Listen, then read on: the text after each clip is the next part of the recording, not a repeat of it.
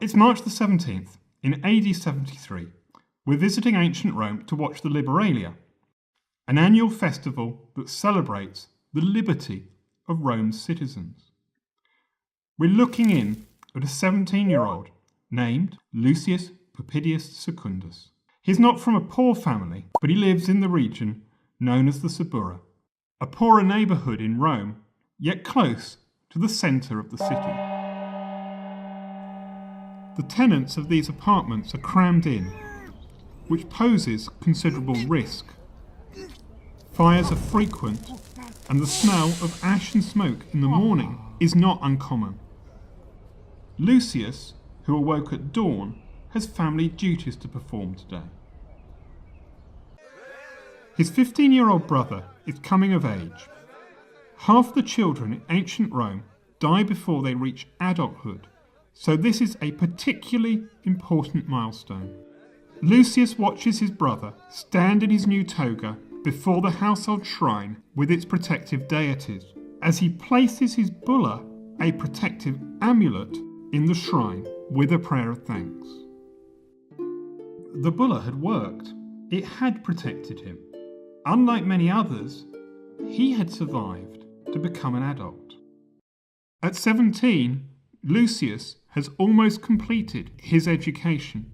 He has learned to speak well, make public speeches, and how to read and write both Latin and Greek. His father has taught him the types of things you can't learn in the classroom. How to run, how to swim, and how to fight. Lucius could choose at 17 to become a military tribune and command soldiers on the edge of the empire. But in other ways, Lucius is still a child. He's not trusted to arrange business deals. His father will take care of that until he is 25. And Dad will arrange Lucius's marriage to a girl 10 years younger. His dad has his eye on a family with a 7-year-old daughter. Back to the Liberalia. As Lucius leaves with his family, the shops are open as the population goes about its business. The streets are full of itinerant traders selling trinkets and people bustling from place to place. Large wagons are not allowed in the city until after the 9th hour, but the streets are still crowded. Fathers and uncles take the kids to the Forum of Augustus to see statues of Rome's famous warriors, like Aeneas, who led Rome's ancestors, the Trojans, to Italy, and Romulus, Rome's founder, and all the great generals of the Republic from more than 100 years earlier. Lovingly, we can imagine fathers and guardians with their now adult children remembering stories of Rome's glory and retelling the good deeds and sayings of the great men of the past. Lessons on how to live well and to overcome the follies of youth.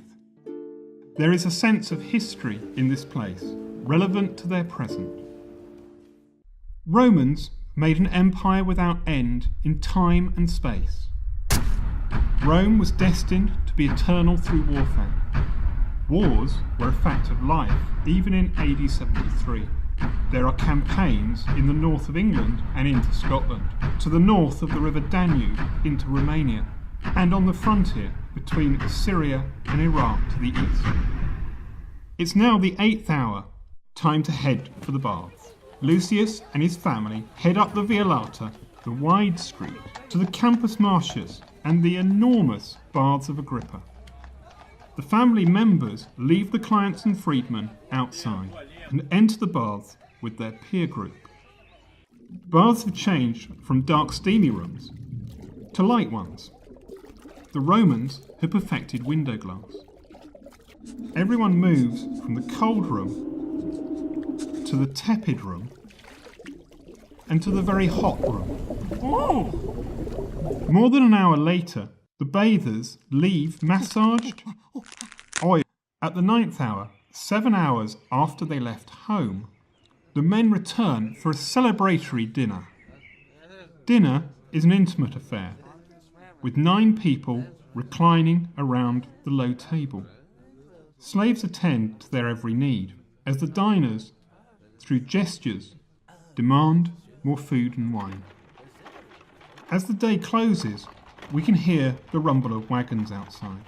The clients and freedmen, with a meal of robust, if inferior, food inside them, shuffle off to the now tepid baths before returning to their apartment blocks.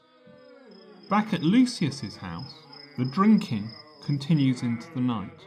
Lucius and his stepbrother don't look too well. A slave stands. With hindsight, we know Lucius's future. In 20 years' time, the Emperor Vespasian's youngest son, Domitian, as emperor, will enact a reign of terror. Will Lucius survive?